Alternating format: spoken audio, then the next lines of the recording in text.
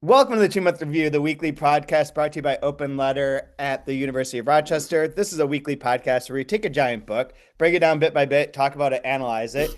And this season we are talking about I the Supreme by Roa Bastos, translated from the Spanish by Helen Lane.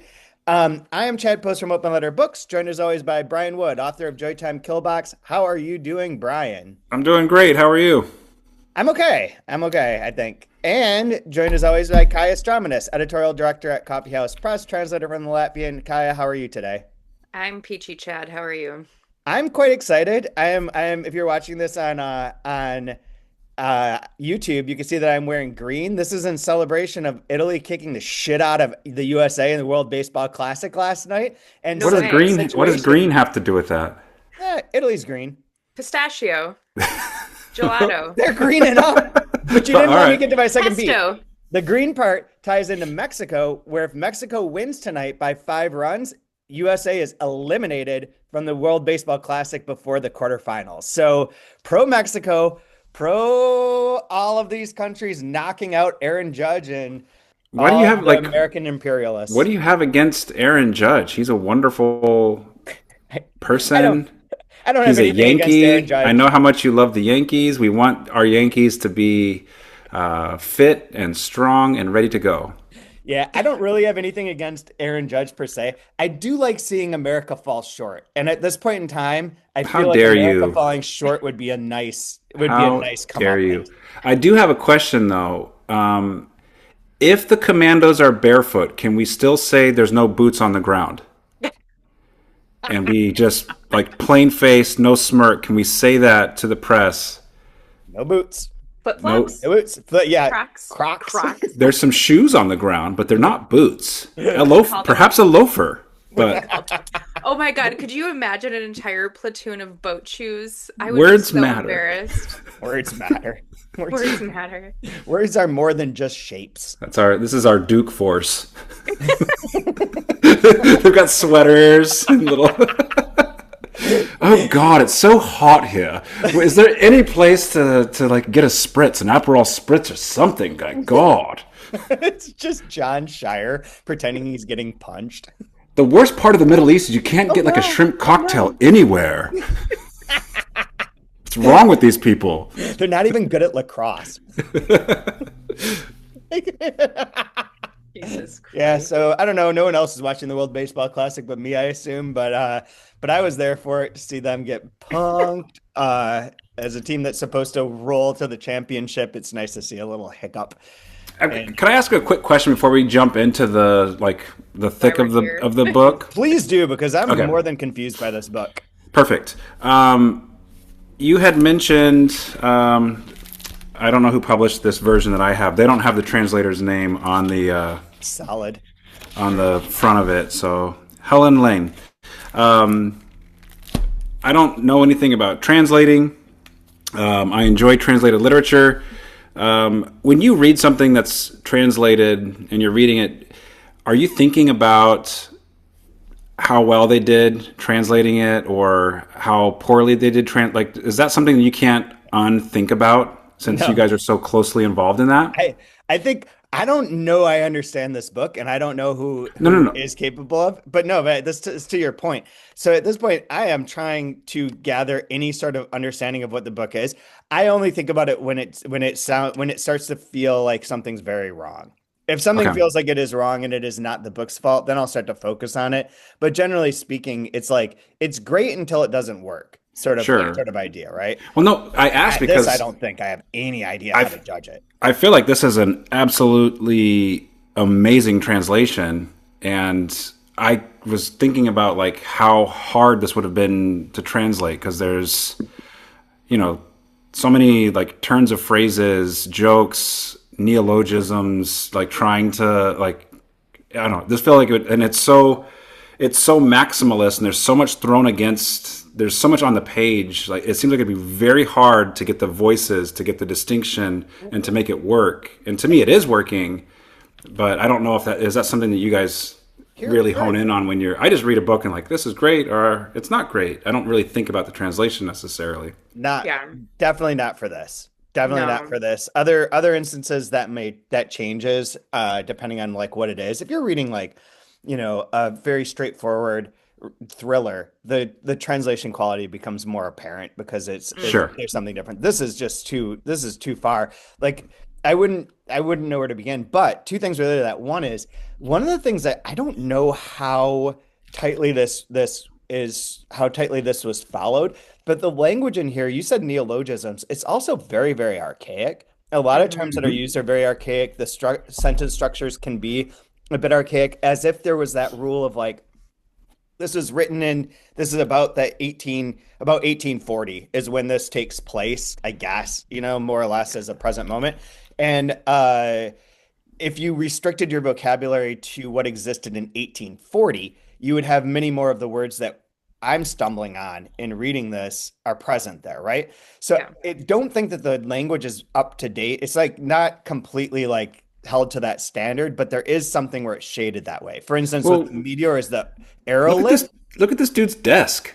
Yeah, he's got a lot of books. And like these aren't books like modern. They're all like it looked like a law office or something. What the hell, Yeah, Maybe you dude? try to you wouldn't try be to move surprised if those he's a things, lawyer. the spine is coming right off of it. The other thing, though, to your point, is that, and I think this is a bigger topic for this episode, is that I don't know what it was like for Helen Lane translating this, but a lot of the history of the 1810s in Paraguay, there has to have been like some scholarship and like things that were available widely. But I'm having a very hard time finding and figuring out who is who exactly and what their role is. And I have the entire internet available to me. If she were like making this, translating this at that point in time and trying to figure out any pieces of that, that's like a significant amount of research. Well, So just yeah. it's When you look not at the all. translators' notes, they're like, "Oh, this is the nickname for this person from that." You're like, "Where'd you come up with this? Like, I how many started wondering articles did how you have real to those read?" were. Yeah, I started having questions as to like what we had said last week that those were definitely her notes during this because I felt like they were like, well, that seems really extraneous and like extra step to get to that point. So I want to pull back a little bit on my at like how confident I was that those were from her. But yeah, Mhm. if they are like some of those are like really, really specific and relate to like this was a like you said, like this was a nickname for someone. You're like, holy shit, like how would you find that? That's not available online. And you don't have online. You have, the fucking resources of the UCLA library. Well, because sometimes there's like, and I'd rather you guys speak to this than me, but I feel like sometimes there's these like translating projects that are labor of love, and then sometimes you get a sense that it's maniacal and it's like this obsession and this calling. And this feels like an obsession type of project more so than a. Mm. I really love the literature of Paraguay, and I want to do She was, I think you missed this part when you were last week when we first started, but the number of authors that Helen Lane translated at this time is pretty astronomical, and they're very high-minded. From Juan Jose Sayer through like she oh, did, okay. did I say or not say she did a Garcia Marquez? She did so Yeah. many authors that are like the premier authors from Latin America that this was that world. Like if She's there like a was first call. Like, yeah, if gotcha. you're like, okay, this is the big book coming out, or there's, this guy has two novels, he's quite Yeah. well known. This is the book that we're going to do. Who do we turn to? Helen Lane Helen. is one of the top Got it. choices because she's done all these other books. And, likely there's a lot of correspondence that probably exists somewhere in some archive between her and Augusta Roa Bastos or some of these other authors about this. Because like you say, Fuentes, I believe she translated Fuentes as well. So Fuentes reviews Eye of the Supreme. She probably has a connection I've there. heard that name, Call on Fuentes. That to. sounds familiar. He's, Yeah. and Vargas Llosa. So like all that connected probably That makes this one a little too bit sounds easier. familiar. Yeah. But I have a really specific example that might be a way into the book of the fun side of the book. I think there's a few parts to this book. Like there's fun parts, there's a lot of weird stuff, then there's like the historical part. But with the fun part related to your question, Brian, on page 75, and slightly before that, it's referenced in I think 73 as well. But 75 says the legend of the Marquis de Guarani or whatever spread throughout Europe. It crossed over in the New World. There are people who still believe it and write about it. Idiocy has no limits, above all when it goes stumbling through the narrow corridors of the human mind. And this is a reference to someone who claims to be the Marquis of Guarani and goes to Spain and Europe and uses papers to say that they're in charge, they're part of Paraguay, they're an important person, they're like, royalty in Paraguay. And this is referenced here in this book. Now, I searched for this because I was like, this can't be real. Like, this is some bullshit thing. It is real, but the number one source that I could find for it is a footnote in a JSTOR article about Uruguay and a moment in time right around this period of time where Paraguay just won't reply to anyone. And it's basically like, we're not answering your emails anymore. We That don't sounds like my care. academic email I know. account. I might get to it. I don't know. There was a moment in the Bill Clinton deposition that I related to so hard, where he says something like, "Well, I've only written 2 emails in my life," and I was like, "My brother, like you are a king. You're probably right. That's probably true." And fuck, man, If that's true, that's like the hardest flex ever. Yeah. seriously, My assistant's assistant can email you. I'm not. Yeah, get out it of didn't here. exist when he was when he was president. That's when email starts up and like his assistant handles it. Like, Oh my God, can you imagine Clinton with an auto pen? Let's go. One of the other best questions of that deposition is when they ask about the painting that they found in Epstein's apartment of Bill Clinton in Monica Lewinsky's blue dress. And he's like, I don't know, ask the painter about it. I have no idea what the fuck that is. Oh, so good. But that part, like what you're saying, like, how would she? I don't know if this was more widely known at that point in time or if you just follow the book, but this is a real thing. And this seems like something that, like, that knowledge is like, I don't know, man. I don't know. There's a lot of parts of this book. I think you said it, Brian, before we got on here, of like learning now how little I know about Latin American history. And this book is definitely pointing to that. Yeah. Yeah. And like there's clearly like French influence in South America, but it's something I don't normally think about. Okay, so With Guyana, and they mention that a little bit in this part as well. And then they talk about teaching Guarani in Paris, and then it connects it with the Marquis de Sade, and like so it starts kind of like weaving it into France. That's something I would not have like made a connection to at all. Here's my best simple explanation from what I know at this moment in time. And someone with more knowledge, again, if you have a lot of knowledge about Latin American history and Paraguay in particular, please reach out and contact us. We would love to have you on just to answer some more of the questions on here.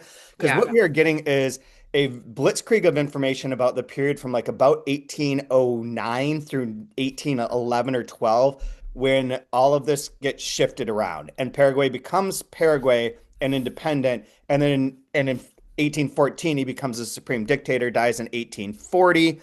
That's the period that we're covering. But this beginning part in this section, because we've read up to page 110 for today, it focuses on that very narrow window. Now, Napoleon, kicking ass, goes into Spain in 1808, takes over their government, puts his brother in charge, which... Chip Bonaparte. Chip Bonaparte is rolling. Was it Brad? No, Brad's the finance one. That's right. Yeah. Finance Brad Joseph, who Napoleon made king of Naples and then king of Spain and the Indies. So Joseph Bonaparte is named king of Spain and Indies. The French Revolution has taken place. Joseph then is like, yo, we're in charge of the what are they called? The viceroyals, what's the word for that? The people that are in charge in Paraguay, in Brazil, in the Argentina area, which don't exist quite as those names yet. And part of the French Revolution inspires all of these people down in like Buenos Aires area and that region and throughout Latin America to fucking revolt and claim that they have liberty, freedom, and they're not going to listen to fucking Joseph. Joseph is not going to be their master. So they were already being led by the King of Spain, but the King of Spain is gone and has been replaced by Joseph. So they're like, no, thank you very much. So the people he appoints to Latin America are kind of the enemy. And from what I understand, there is the province of like the Rio de la Plata, which is mainly like Argentina, and Brazil and Peru are kind of the three sections of that whole part of South America. In Buenos Aires, they have a junta to overthrow the Spanish influence. So they get rid of the king. They're going to be their own thing. They then go to Paraguay being like, yo, you're ours too. You need to listen to us and be part of this junta. We're going to get you under part of our revolution. You're going to be part of our role. And the part that we talk about today that we can get in the details about is Paraguay basically fighting that off and saying, no, we We're don't want fine. to be part of you. We don't want to be part of Spain. We don't want to be part of Portugal. We don't want to be part of Brazil. We're our own separate little hermit nation. And that is sort of being established here, where everyone's trying to fight with them, and it gets very confusing because a lot of their names are very similar. And when you say things like governor and whatnot, it becomes complicated. And I do have some more answers and some more information about that, but I just want to pause here because that's my best understanding. And the other thing that I want to say, there's one other thing I want to say is that Francia himself claims to have been influenced greatly by Rousseau and the French Revolution, but not in the way that he wanted there to be like the uprisings throughout Latin America. That's not part of it. But there's a different angle, that a different read that he has on those events that help him like in his leadership of Paraguay. And in as is referenced in here in like 1819, there's a plot to kill him, to kill Francia as a supreme dictator. And it's at that moment that he totally represses everyone and becomes like a firm, strong leader dictator. But up until then, a lot of the kind of revolutionary impulses are aligned and influenced by the French Revolution, but and against anyone owning them. He wants to retain like the Guarani influence and their sort of like own separate nation and keep their space away from everyone else. Yeah, the Marquis de Sade popping up is fun. Did not have that on my bingo card. Yeah, like I'm noticing kind of like this braiding of like one. I'm fascinated with really just anything where you can have an island nation like this, like like anywhere where it's like, ooh, it's mysterious. If you go to this place, they're isolated. They do their own thing, and then when you like get to peek behind the curtain and see what it like, that's always fun. That's always a great plot. That's always wonderful, and I love that this definitely has that aspect to it. And then there's a sense of like just madness to it, which I also like. But then there's this braiding of like the more familiar things, like the French influence, the all the biblical influence, the Jesuit influence, and then like the way it also braids with stranger things like spirituality, the cult, the occult aspect of it as well, and it kind of like blends all that together, and then chops it up between notes, like interviews that are taking place where they're talking to one another, and then like the circular Okay, I wanted to start with thing as that. well. Like we add that wrinkle into it as well. Like the I don't know. Like Bastos is a absolute like genius madman, and it's like it's I don't Yeah. know. Just hold on, and you're probably not going to know what's going on, and it's okay. But it's I feel like we were talking about the voices last time, and I thought on this section they became so much easier to like grab a hold of it and understand that we don't break that up now, and you can start hearing the voices better and understanding it better. But then he adds, as soon as you catch up, he's going to add like one more little wrinkle so that you're still behind a half a step. And And so sometimes it's a new person speaking because the yeah, document's a yeah. new person. And that's those are the ones that trip me up the most, where I keep having to go back and reread, or when there's a big info dump of like historical information. Like it reminds me like being a kid when like you would wrestle with your dad or something, and your dad could crush you at any moment if he wanted to, and sometimes would like lean too much weight on you, and you're like, I can't breathe. Like he's gonna like, but he'll like do just enough to like let you get back up, so you could try to fight him a little bit more, and then like absolutely wreck you again. And it's like this book. It feels like I'm wrestling with something much bigger than me, and it can beat me up at any time it wants to, but it doesn't. Like it lets me know like I have to submit to it, but as soon as I start feeling like it's too much, all right, he like lets me up again, and then like knocks me down with the next. Oh crap! Like So yes, yeah, I totally agree with that. Kaya, how are you feeling? Because I wanted to start with the perpetual circular. I'm confused, or confused in general. Your overlook at history is very helpful because I was having a hard time. I also know very little to nothing about the history of Latin America, South America writ large. So that's been interesting. And I do remember saying it was either last night or this morning, just had a moment of, and I thought Tomb of Sand was hard to follow along with. Like, this is something that is astounding to me Which one for more liter. side note before we get too closely. The other book that I'm reading at this time is this book, River of Fire by Quara Tulane Haider. I'm not sure how you say it. And this is a book translated from Urdu by the author about like the history of It's about a India UTI, right? by UTI. Yeah. Oh, it's not? Oh my God, it hurts! It hurts so bad. Reading this book is painful. And it's about like the history of India going from like 400 BC through like partition. Oh, just And a it's little very like minor. Just a little little... few things. It jumps a lot of periods to like major Sure. periods, and but the section that I'm at right now is early 1800s, as the East India Trading Company is taking over parts of India and influencing everything. And reading that and trying to figure out that alongside this is madness. Like two historical novels that are like about the same period of time, two vastly different parts of the world, but some similarities in terms of like, well, this guy came in and like did blank, and they're like, we would rather you not. And it's like, oh Jesus, man, I can't keep any of these names straight. And they No, both of them do the same thing of like names 19 people and then uses like bits of their names when they're referred to the second time. So in either Supreme, we get like the introduction of like Governor Bernardo de Velasco y Oidobro or Oidrobo, and then it just becomes Governor Velasco, and then it'll become Don Bernardo. And all of those are the same person, but the way that it's referenced in here is hard to keep track of if you're not like keyed into like this is a historical figure who did X, Y, or Z. But so yeah, so Tumasan reminds me that I'm in two different parts of the world, not understanding either one's history at this moment. Well, yes, and then like again, there's liner notes, and sometimes it's liner notes unknown hand. Yeah. Sometimes it's like yeah, the Okay. Yeah, the unknown hand thing.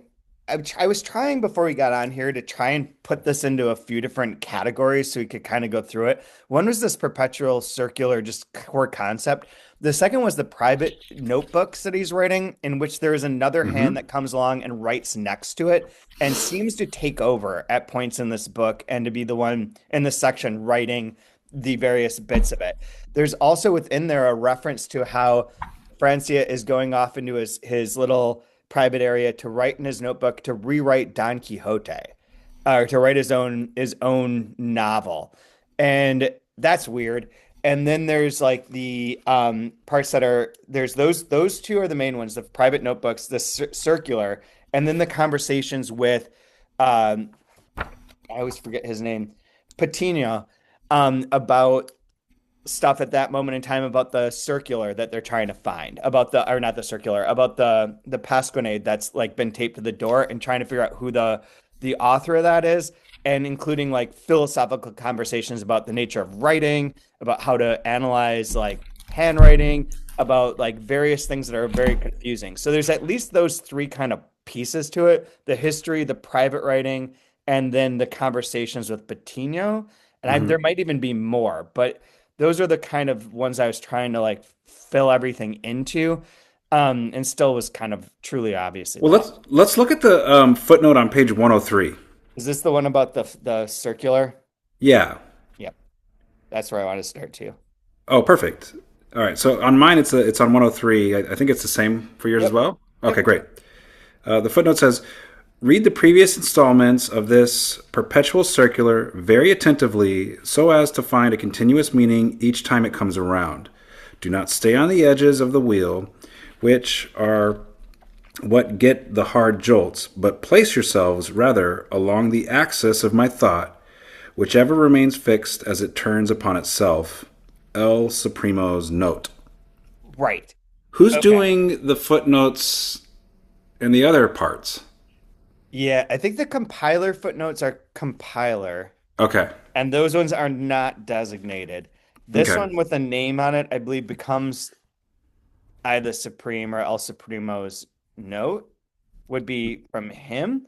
And then what would be his? So my idea with this was it goes back to for me the first mention of the perpetual circular that I had along with that one is the one on page 60 Hmm. at the beginning of our section this time in which it says there's like he's been talking about writing and what writing means. To write does not mean to convert the real into words, but to make the power of the word real. All kinds of stuff.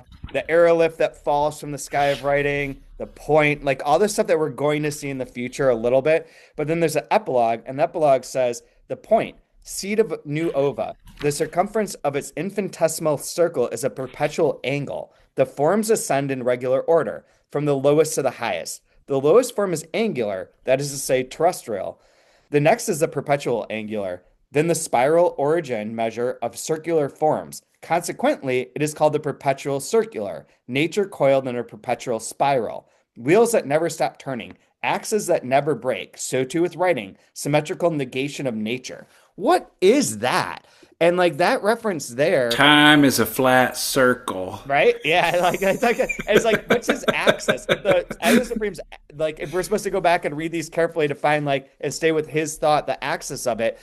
I think that most of these sections, and I can't verify this, but I think most of this, or I mean, I theoretically could, but I did not do the work to do so. But I think most of the sections in this part that we read that are tagged as perpetual circular are historical sections in which he might appear as a character, but he's like his thought is to be singular and alone and to be the Paraguay that we're going to become. But all the other stuff is that kind of circular things that circulate around over and over again of revolution, destruction, then another revolution, then another revolution, then another revolution. Everyone's trying to take things over in these, and history just keeps repeating itself. And that his idea was like the true guidance is to have like a strong person that can control this area and make it work. That's the Make point. That is the point of the point. pen hitting the page. And depending on how hard you press it, It's writing. Writing is the center of the wheel. If you're on the outside, you're going to get lost. If you stay at the edge, you're going to be confused. Just stay. He's trying to tell us like stay right here at the tip of the pen. That's all that matters. right. So Maybe. maybe I'm not sure. So if we want to work backwards from that, so like then this perpetual circular thing it starts to pop up on like 70 is 77 one of them. Hope it is because that would make my thesis work a little bit better. Yeah. So 77 is the perpetual circular section. And this starts to introduce like Jose Herbacio Artigas, who is a protector of the free people who wants to take over Paraguay. And he's got a little bit here. So he actually comes from a point in time that's much later than what's going to happen. And this maybe ties into interpreting the perpetual circular and this like stay with my axis and read carefully as well. So Artigas in real life he was part of the military, part of the junta in Buenos Aires against Spain. So he fights in that. He helps defeat the Spanish royalists, lays siege to Montevideo. That's all good. And then in 1816, the United Kingdom of Portugal, Brazil, and the Garbes invades that area, eventually what becomes Uruguay, and drives him into Paraguay, where he lives in exile until his death in 1850.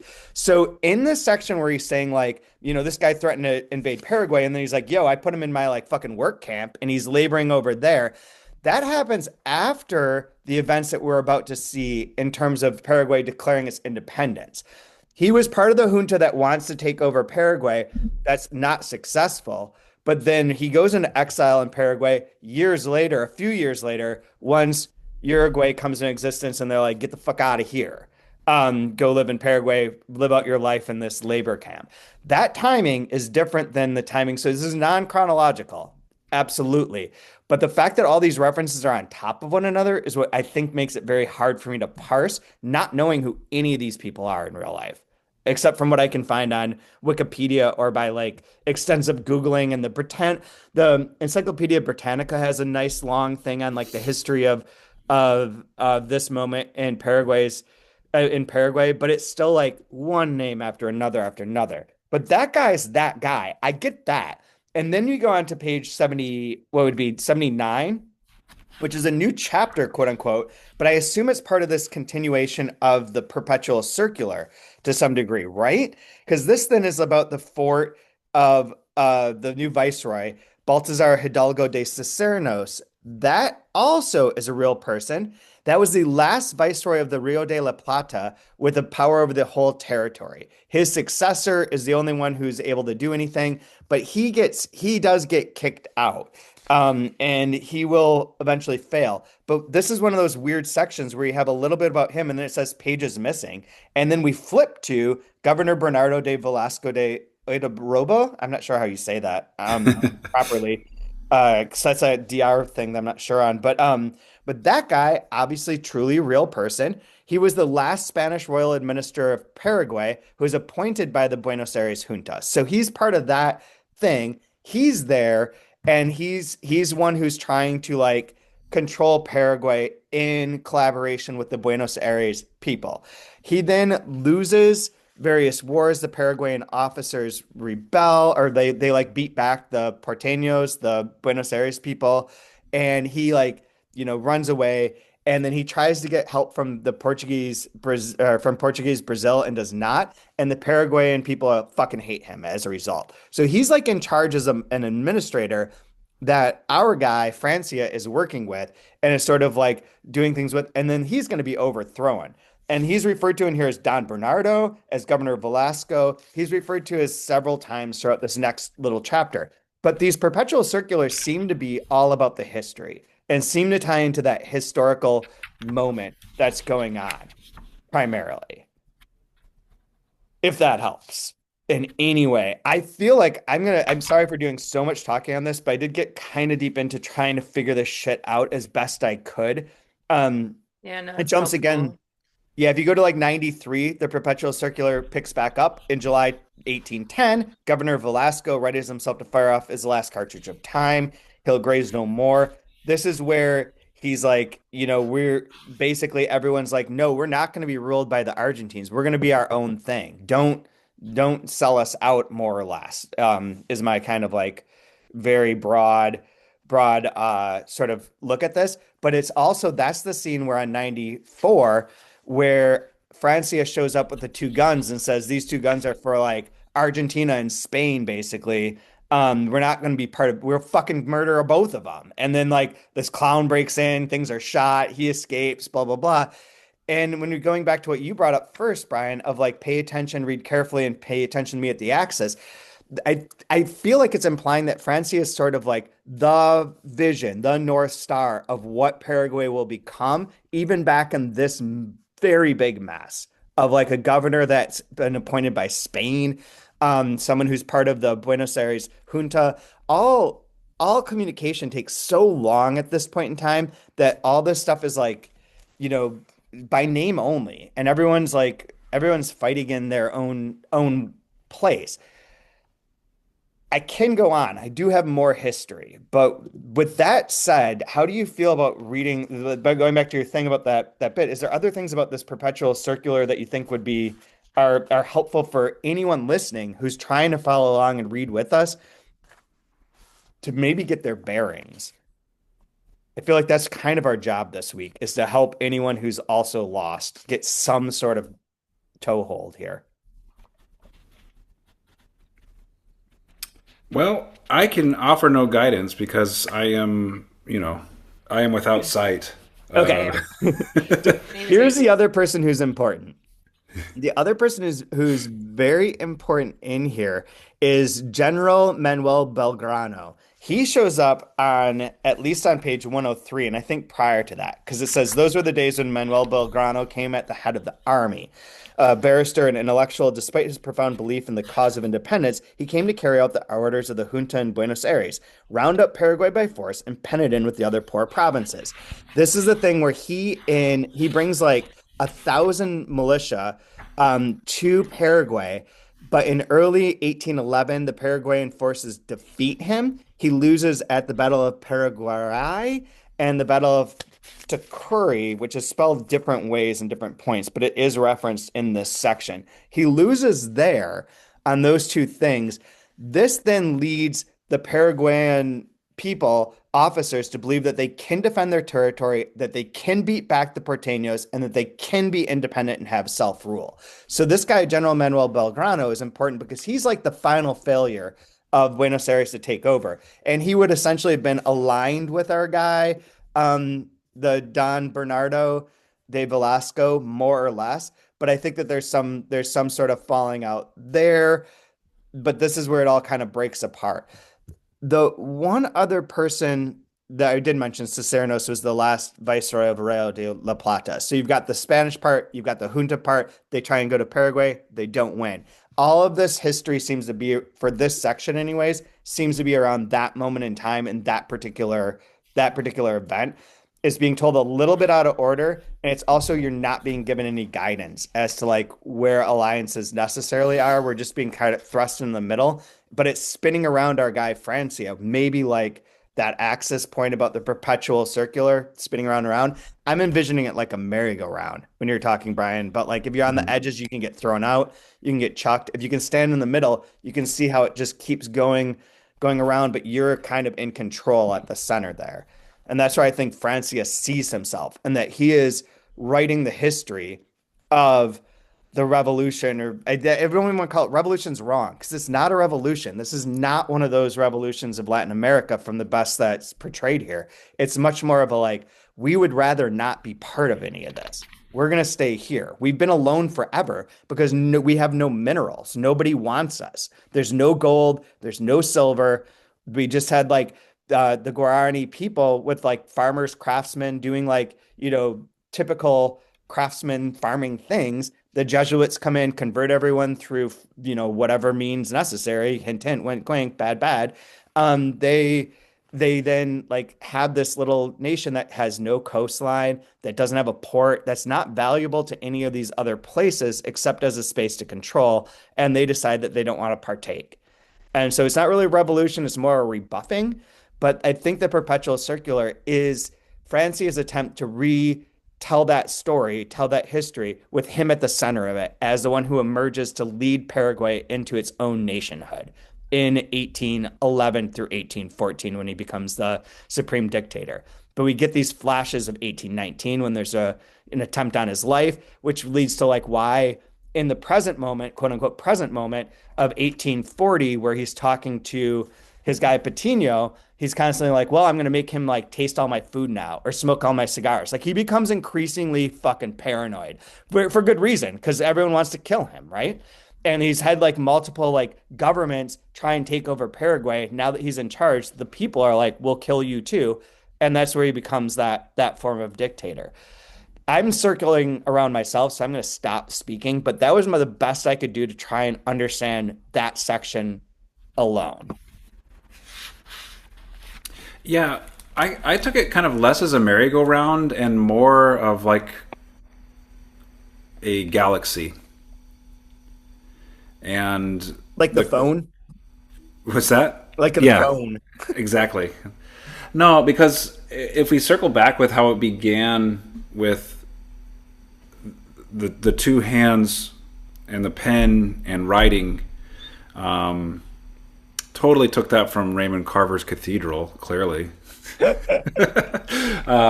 Stop. The idea of like of creation and creating something and that being the actual power. And then how many hands are involved with this work? Unknown hands, red ink, these notes, that, and they're all like, if we go to like page 59, thinking about that perpetual circular, read the previous installments of this perpetual circular very attentively so as to find a continuous meaning each time it comes around. Stay right there in the center, like stay in that center axis, right?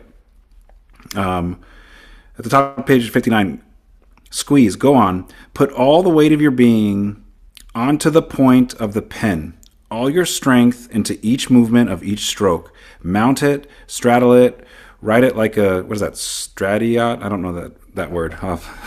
No, no, don't dismount yet. I beg your pardon, sire. I can't see, but I feel that very strange letters are coming out.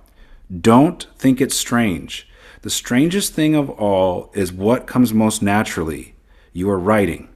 To write is to disconnect the power of words from oneself, to so charge that power of the word that it gradually detaches itself from oneself with everything that is in one's very own and becomes that of another, the totally alien. You have just drowsily written, I the Supreme. And And then it goes on like on the next paragraph. To write does not mean to convert the real into words, but to make the power of the word real. And like you can almost take that back, like the way that he keeps weaving in, like how heavily this has like this tension between occults and biblical, and what's the identity of Paraguay going to be? Is it Guarani? Is it Spanish? Is it going to be a Latin country, or is it going to be completely independent? You can almost take this same thing and imprint it right on like John 1:1. In the beginning was the Word. Like the Word is what matters. And it's the writing that matters. That's the creation of everything, is that. And so I think that perpetual circle thing is like keep your eye on the pen. oh yeah, okay. This is going to be very confusing. It's going to be really weird. There's going to be a lot of hands that are doing this, but like this is what matters, and like just keep coming back to this, and this is what's real. I think. I don't know, but like I can it see feels that. so thematic, and Yeah. it keeps popping up. But yeah, I think that that, was yeah, the feeling I got. that totally jives with the kind of ideas that I had, but I don't know what kind of visual to use at this moment. But I do like that the end of that section that you just referenced is the fucking part. I do. I Well, do. yeah, yeah. I am pro more fucking in these books, and that and the Marquis de Sade showing up are good. So this one has the The paper of dusky voluptuous. color of the ink blends with the whiteness of the sheet of paper. The lubricious pair lubricate each other mutually, male, I female. should read this because she does like a horn dog voice pretty well. Uh, Nice. I don't know that that's a compliment, but it is it's thank meant as you. a compliment. You're usually good at leaning into these, but like the lubricious pair lubricate each other mutually, male, female, the two of them form the beast with two backs. This is the beginning of the principle of mixture. And this is where you should take over. Don't moan. You don't pant. No, sire. I'm not fucking. Yes, you're fucking. This is representation, literature. Representation of writing as representation. Scene one. So it's the beginning. So And I that's what starts us on the perpetual. the Like, perpetual thing. it's right And then there. scene Yeah. two is Yep. the cult, is the beliefs, which could be, I don't want to say again, I didn't do any research in this, but the Guarani beliefs are like what if there's like a spiritual nature. They were taken over by the Jesuits.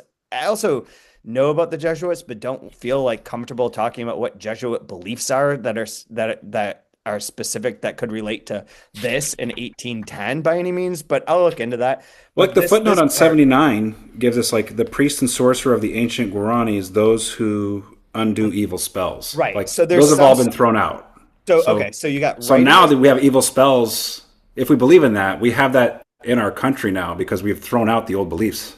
yes. So Yeah. yeah, so we have one is writing, two is the spiritual beliefs, three is the present, and I don't understand that what this one means. And then the fourth one is the new start, which we'll call the perpetual machine. That kind of breakdown of like four scenes or three scenes in an epilogue that repeats feels very like also very Finnegan's Wakian in terms of like that what's the guy, the Italian, go back to Italy, the Italian philosopher about the kind of rise and fall of the circular nature of like society, of thought, of the birth death sort of cyclical pattern. Well, yeah, the extended metaphor is like the pen is phallic, the ink is its seed, and then it becomes pregnant and it gives birth, and there's something new that comes out of it. Like is kind of what we're getting, and notice it's not like masturbatory where it's done by itself. It's like you're making my hand like there's two people that are doing it to create it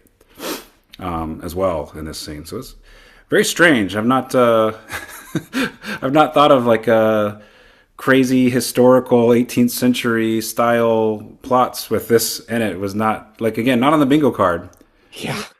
but it makes the Marquis de Sade makes a little more sense being Right. being There was referenced I do like that because he's like at brings this out point. this Catalan dude from the basement from the prison. It's like, tell me a story so I can sleep. Tell me one of your dirty stories that you learned from the Marquis de Sade. And he's like, yeah, yo, I was in jail with this guy who said the craziest shit, who was constantly writing some really, really Yeah, erotic Bastos' nonsense. writing is insane because that scene in particular, it talks about an egg, and then the next paragraph has this aside of how the Marquis liked to have his eggs, and then it has this joke about the best cock in the world, with the pun on the rooster, and then it goes to mounting a horse.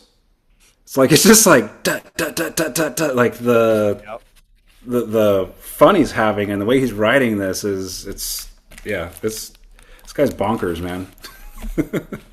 Oh yeah. But really really tricksy stuff, really layered. It's kind of on par with what we've been reading lately, I think, with pension and with gas. Like it's right there with being like dense and layered and really intense. And the amount I'm missing, I'm okay. Like I know I'm missing a bunch, but that was page 95 that I was referencing with the written in the margin unknown hand part.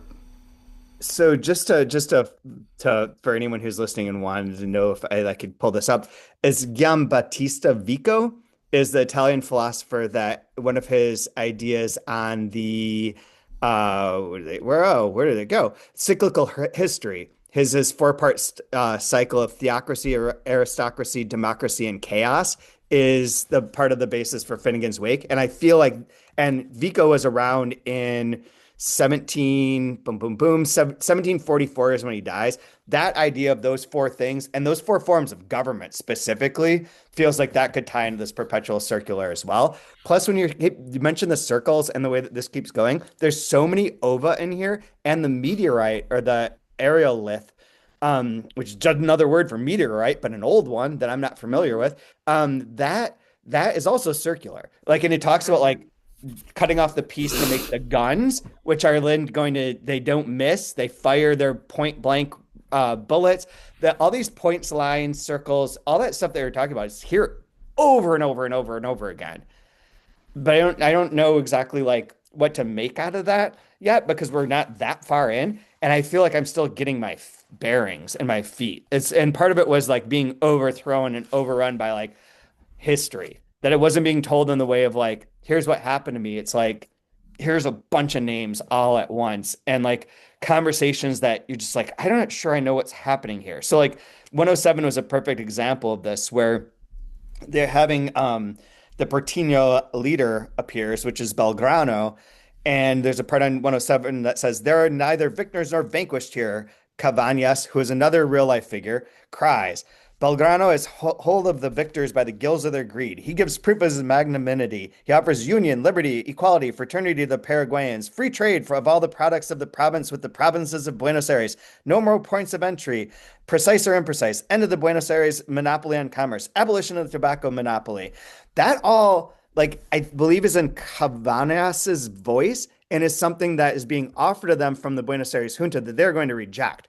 That kind of information of like where we're getting our bearings there is super hard, was making this book very difficult for me to follow as I've been reading it the past few days for this. Is that background knowledge. So if you're out there listening to this, if you do understand all of it, please truly get in touch. We'd love to have you on as a guest. But secondly, if you're reading and also having struggle, you're not alone. By any means. So maybe like I'm going to give it the benefit of the doubt, but the first usage I could find for the word meteorite is around 1811. Oh shit, you gotta be kidding me. Not kidding. So you want to talk about like attention to detail and like get your shit right. Like, of course it's called aerolith because it probably wasn't There was no word. in common usage yet. Like that's insane, man. That's nuts. That's Uh, nuts. There also, did you Yeah. feel like it was implied, two other things related to like the circular and non-history. Did you feel like it was implied that our guy, that either Patino wrote the circular, the Pasquinade, that of the I the Supreme, blah blah blah, or that I the Supreme wrote it himself, that Francia wrote it himself? Put it I up think the there. implication is that he wrote it because he's like, look at the handwriting, it's mine. Yeah, okay. Like he had a brownout and just wrote this thing and tacked it to the wall.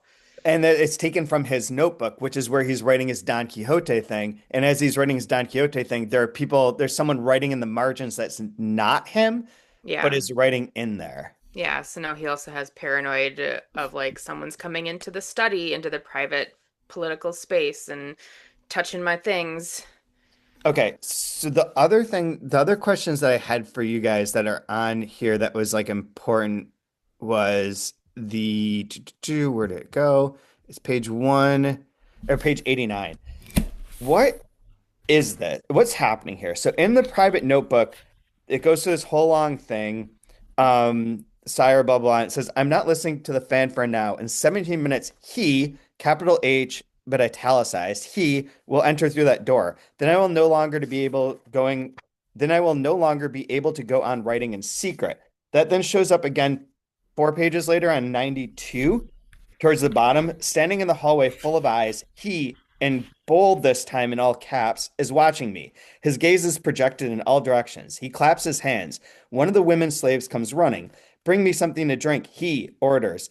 Anna looks at me with the eyes of a blind woman. I have not spoken. He says, bring the doctor a nice cold lemonade. Mocking voice, powerful, fills the room, falls on my fever, rains down inside of me, great drops of molten lead. I turn toward the shadow streaked by lightning. I see him go off, erect, amid the storm that parts in two as he passes. Outside, night is again extinguished the blaze of late afternoon. Anna enters with a glass of lemonade. Is that he supposed to be Don, the governor Bernardo de Velasco de Huidobro? Or is that something else that's going on there? Is he having like a schizophrenic break? He tripped me up. And I wondered if It either of you had any insights. it felt like a fever dream. Yeah. A little bit. So he figured out he fell off a horse, right? This is his condition. Fell off a horse, That's unsure now. if he has a concussion or something, but I mean, I don't know. I would agree with Brian. Like, it sounds like a fever dream or like, dude's not okay. See, I thought that part might be from earlier. Like this might be the pre 1811 sequence in which he is working with the governor and he is at the seat of power in this particular way. Maybe. The but I'm not sure. Sure. I wasn't sure what that was. Or if it was like someone else writing something from another point of view. So I'm just gonna leave that there as like a mystery unless you guys had a clear suggestion. The other thing was where you say about him falling off the horse. Yeah, I think that's in the 1840. Like I think we're at the point where he's going to die. I didn't look this up or anything or like how he dies. But I wouldn't be surprised if the way the book's set up that these conversations that he's having after the Pasquinade appears on the church, that these are like at the end of his life. He has had some accident. He believes he saw a priest. They're saying there was no one there with you. You were alone, and having that sort of like end of life hallucination. And I wouldn't be surprised if that priest is supposed to be implied as being his ghost, his own ghost.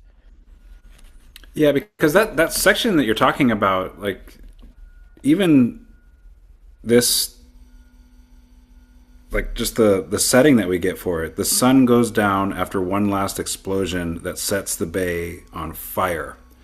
And so like it makes us like everything is like falling apart around him, and the sun is literally setting, and he's like dying. Like it's just like it feels like last moments, like everything. Yeah. And then again, like we're getting, previously we've gotten hints that there's fire in the notebook as well. Like disaster, like everything is falling apart. And so, yeah, is it like a specter? Is it an actual person? Is it imagined? Is it real? Like I'd say yes, it's all of those things. Like Fact. it could be, it couldn't be. But it's the last moments, and I imagine like this type of stuff is going to have a higher intensity, because before it was just like the italic he, and then it becomes very bold. Like, no, it's right there. Like, I think it's going to become more intense. Uh-huh. If I were to guess as we read on, but we'll see. But Yeah. I think it's like a harbinger of, you know, the end is nigh. I Kaya, do you have prediction or do you have anything that you want to add or do you have a prediction as what to expect? We are for next week, by the way, reading up to page 165. So it's another like 50-page section, 54-page section. So another about equal chunk.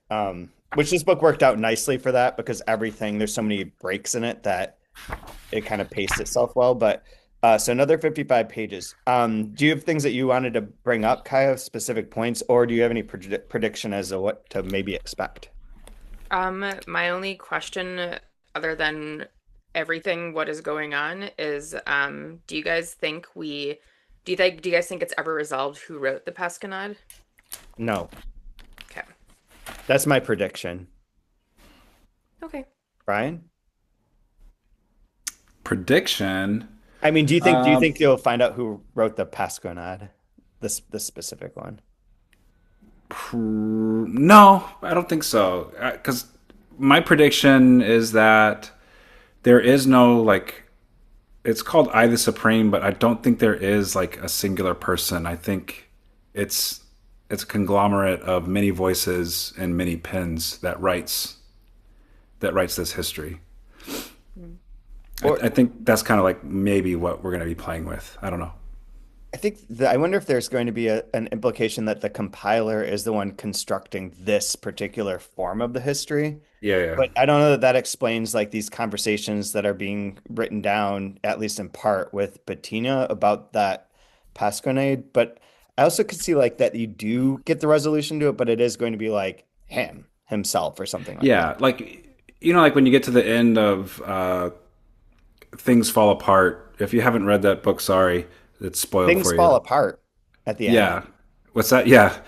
And the whole book is about this patriarch Okonkwo, and the very end of the book is the commandant that shows up from Europe, and is like, this Okonkwo fellow, he sounds kind of interesting. He might make a good paragraph when I write about this later, right?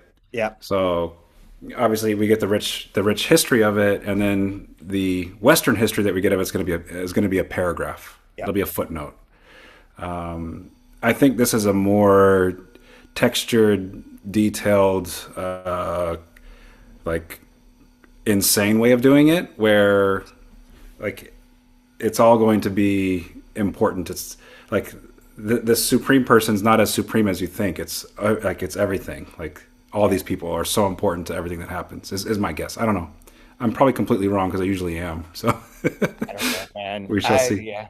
Yeah. Yeah. We'll see. I feel like we're going to end with like a part of the like him being named the supreme dictator for life, that's going to set off like one act of that, and that's what part of this perpetual circular and the parts that we've been going through have been leading to, is to give us that background of the established moment. And then that the next act will be all about the kind of like really awful dictatorial things and crazy beliefs. And that what's become more and more prevalent is his crazy beliefs and these talisman and objects and occult stuff. Like his kind of Yeah. wackadoo shit will take over by part three. That's my prediction for like a structure for this book. I don't think there's any reason that that would be anywhere near right, but that is what I am hallucinating at this moment for this. It'd be awesome if he dies early and they just keep him alive through writing. It's like the Wizard of Oz, right? Like nobody knows. Like, have you actually ever seen him? No, Nope. but Nope. I'm That's it. compiling all the notes. This is a weird hand. This is a different color. This is a different. Yeah. Oh, do you guys have a line of the week for this week?